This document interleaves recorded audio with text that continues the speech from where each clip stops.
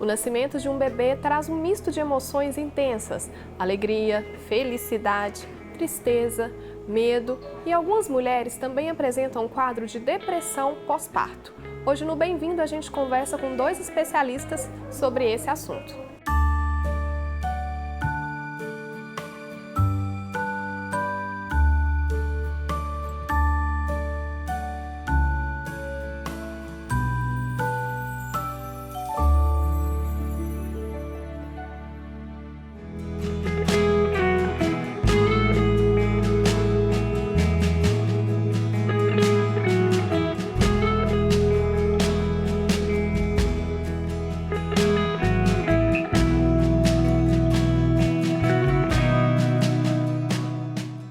Ana, quando a gente fala da depressão pós-parto, o que é essa depressão? A depressão pós-parto ela pode ser levemente ou às vezes brutalmente confundida com a tristeza.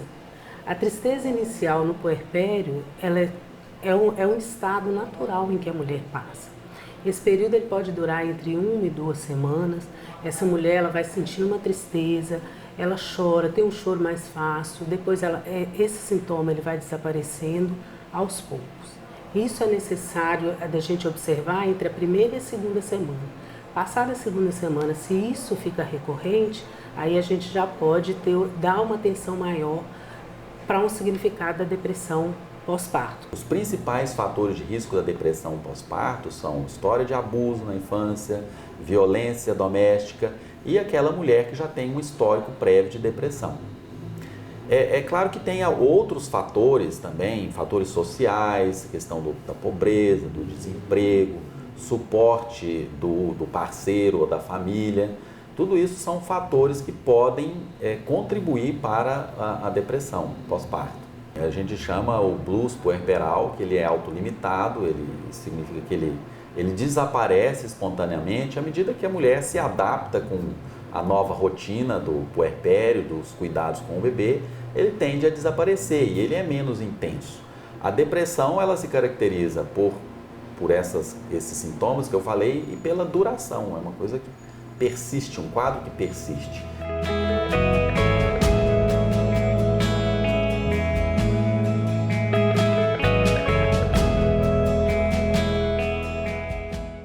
Como identificar que essa mulher está depressiva? Existem alguns sintomas que indicam esse quadro? Os sintomas principais, primeiro, são os sintomas maiores. É o humor deprimido, então aquela mulher que está constantemente triste.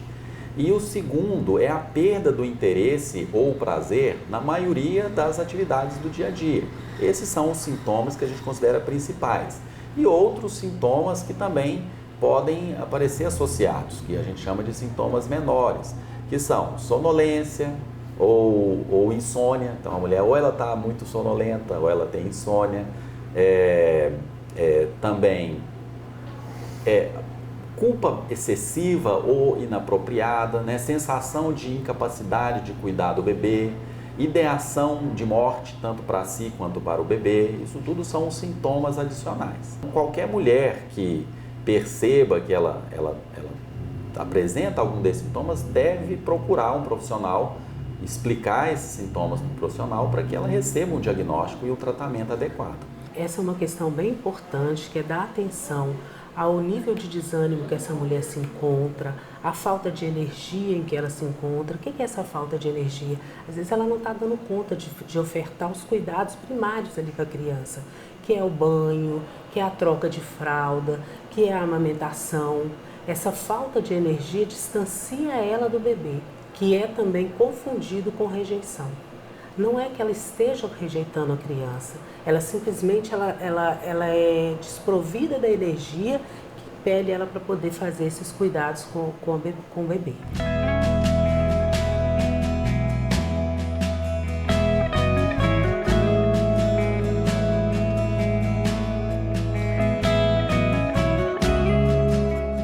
O que pode causar a depressão pós-parto?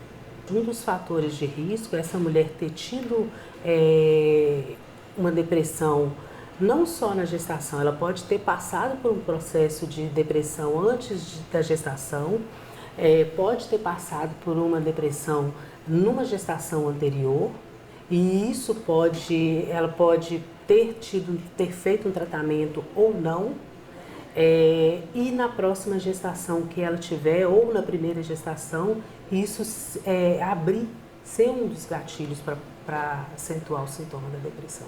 Essa culpa durante a gravidez, da própria maternidade, as novas demandas, a gente pode considerar que é um gatilho para a depressão? No nascimento do bebê, quando ocorre o nascimento do bebê, a mulher entra numa outra fase da vida dela. Quer ela seja se reorganizar como mulher, como mãe, como companheira, isso tudo requer dela um movimento para lidar com essa fase de ter um bebê e o que eu posso fazer para esse bebê. E como a gente identifica que uma mulher está com depressão pós-parto? Tem alguns sintomas que indicam isso? É observar o nível de irritabilidade que essa mulher se encontra, os pensamentos negativos, ela fica o tempo todo só percebendo a parte mais negativa da situação que ela está vivendo, uma preocupação exacerbada com o bebê, se esse cuidado se esse bebê está bem, se esse bebê tá tendo uma saúde dentro da normalidade.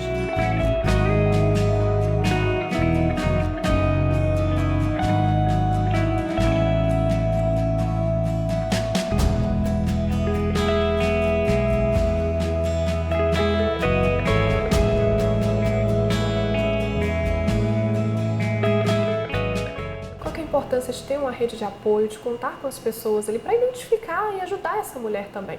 Olha, isso é fundamental, né? Tanto porque a falta de suporte da família e do companheiro, eles representam um risco de desencadear a depressão, quanto uma vez que a mulher tenha um diagnóstico de depressão, o tratamento ele pode ser fortalecido pelo suporte do parceiro e da família. A gente percebe a importância da rede familiar de apoio para essa mulher. E o que a gente entende de família? Pode ser a família consanguínea, como também pode ser os amigos. Talvez essa mulher tenha uma relação mais próxima, ou essa família não está presente por algum motivo, e a relação mais próxima que ela tem é com uma amiga, com uma vizinha. Então essa pode ser a rede de apoio dela. Como que a depressão pós-parto ela pode afetar a relação dessa mãe com esse bebê? Ela deixa de exercer o cuidado primário com a criança, ela distancia da criança, ela não consegue exercer esse cuidado. A mulher deprimida, com um quadro de depressão pós-parto, ela tem, em primeiro lugar, um comprometimento do vínculo com o bebê, do apego com o bebê. Isso pode comprometer a sua capacidade de cuidar desse bebê, de amamentar, de alimentar. E, por outro lado, isso também se reflete. Esse bebê, posteriormente, ele também pode ter problemas de apego e de vínculo com a mãe, né?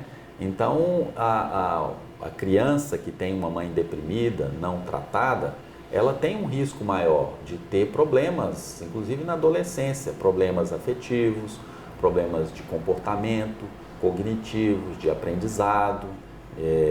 Então, a depressão, os efeitos da depressão pós-parto, eles não se limitam aos efeitos de curto prazo dessa relação imediata entre mãe e bebê. Quais os tratamentos?